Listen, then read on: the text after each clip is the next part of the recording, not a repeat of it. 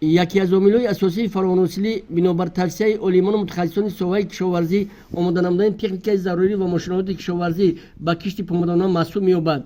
با این مقصد در ناحیه‌های 5 جیهون و دوستی با اشتراک معاون اول رئیس ولایت، نماینده وزارت کشاورزی جمهوری، کارخانه واحد دولتی جمهوریوی تاجیک اگرولیزینگ، مسئولین ساحه کشاورزی و خواجگیداران نمایش تکنیک ساحوی دایر گردید. تاکید شد که باید در ولایت 65% زمین‌ها به کشت پخته روانه کرده شود. با این مقصد کشاورزان ولایت را لازم است که برای عملی نمودن این هدف از تمام شرایط امکانات‌های موجوده ثمرانات استفاده برده هر یک قطعه زمین را به کشت پنبه‌دانه آماده نمایند. با این مقصد در ناحیه 5 53 عدد تخم پوشک‌ها برای کشت زراعت‌های کشاورزی از جمله پنبه‌دانه در خط تیار میباشند.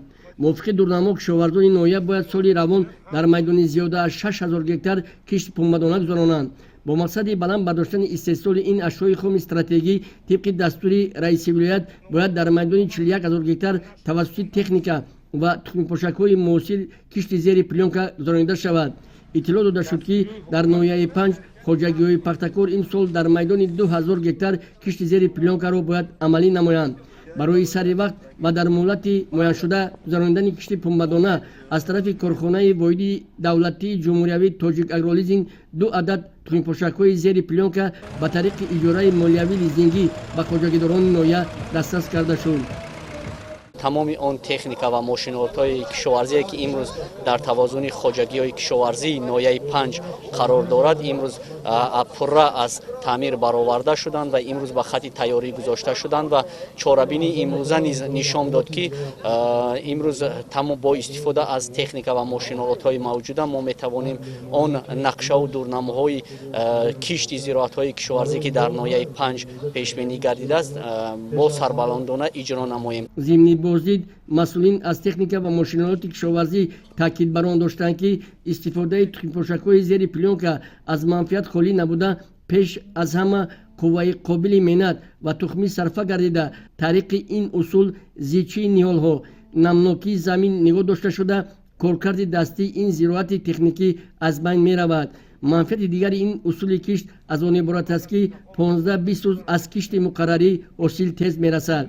در ناحیه امروز 553 عدد تراکتورهای گوناگون تمغا وجود دارد که از این 426 عددش تراکتورهای نقلیاتی جفتی می باشند.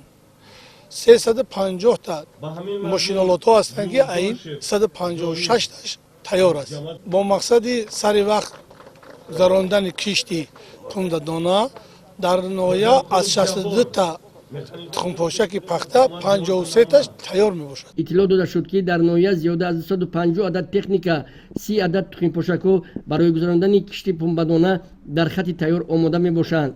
جمعیت داروی مسئولیتش محدود اتحاد اگراری وادی زرین یکی از خواجگی‌های کلانترین در ناحیه محسوب یافته در سمت استحصال و پرورش کشت پخته تجربه زیاد داشته. سال گذشته از میدان 5367 گکتار 13000 تن اشیاء خام پخته استحصال نمودند.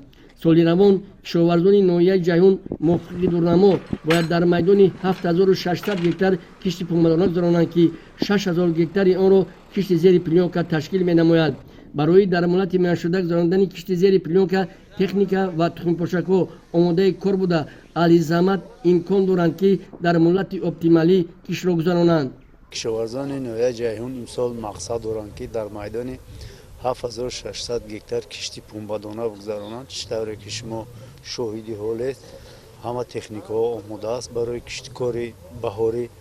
ما در روزهای کوتاه‌ترین نصیب باشه آغاز میکنیم تا 25 ماه مارت کشتی پنبه‌دانه رو به انجام میرسونیم. مورد ذکر است که کشاورزان شهر و نواحی ولایت با مقصد زمینه با اعتماد گذاشتن به موسم امساله کشت زراعت‌های کشاورزی آمادگی همه‌جانبه می‌بینند. در ناحیه دوستی در عموم 800 عدد تکنیکا و ماشین‌آلات کشاورزی به کار گرفته شده است که از این شماره 16 عدد تکنیکای تسمه‌چرخ و 54 عدد تخم پوشک‌ها میباشد. در نمایش تکنیکی ذکر گردید که تا به امروز 350 عدد تکنیک و تخم پوشک‌ها آماده کار میباشند. برای گذراندن کشت زیر پلانکا 10 عدد تخم پوشک تیار است. موافق دورنما باید کشاورزان ناحیه در میدان 7790 گکتار کشت پنبه‌دانه گذرانند که از این 5000 گکتار آن را کشت زیر پلانکا تشکیل می‌دهد. дар ҳудуди ҷамоат тухми пошакҳо зиёда аз 15 адад тухми пошакҳо кору фаъолият доранд ки зиёда аз 5 ададашон тухми пошак ки зери плёнка мебошад. Дар майдони 870 гектар кишти пунбадона гузаронанд ки аз ин зиёда аз 100 гектарашон кишти зери плёнка мебошад. мо дар ҷамоати шаҳри хуррамдиёр дар соли 2024 3290 гектар мо кишти пунбадона гузарондем ки аз ҳамин 2700 гектараш ба кишти зери плёнка ва обҳои қатрагӣ кишт намудем ва албатта ҳосилҳои хуб ба даст овардем ва якчанд хоҷагиҳои деҳқонӣ мо ки ба ҳамин тарзи усули нав кишт намуда буданд онҳо аз ҳар як гектар то 56 сентнер ҳосил ба даст оварданд ва мо ин сол бо хоҷагиҳои деҳқонӣ вохӯрӣ суҳбатҳо гузарондем ки ҳарчи сари вақт ҳамин киштро мо оғоз намоем ва босифат киштҳоро гузаронем ва ҳар як гектар замин ба тухмиҳои алосифат беҳтарин кишт намоем ва ҳосилҳои хуб ба даст биёрем. зикр гардид ки дар ноҳияи дӯстӣ аз тарафи корхонаи воҳиди давлатии ҷумҳуриявии тоҷик агролизинг ба маблағи зиёда аз 26 миллион сомонӣ ба хоҷагиҳо техника ва мошиноти кишоварзӣ ба тариқи иҷораи молиявӣ лизингӣ дастрас карда шудааст.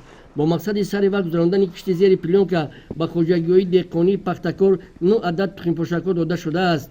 ин имкон медиҳад ки хоҷагидороне ки соли равон ба ин тарзи муосир кишти пунбадона мегузаронанд аз дони киштаашон ҳосили дилхоҳ ба даст оваранд. дар охири чорабинӣ ба механизаторон ва хоҷагидорони пешқадам аз тарафи мақомоти иҷроияи ҳокимияти давлатии ноҳияҳои мазкур сипоснома ва тӯҳфаҳои хотиравӣ тақдим карда шуд.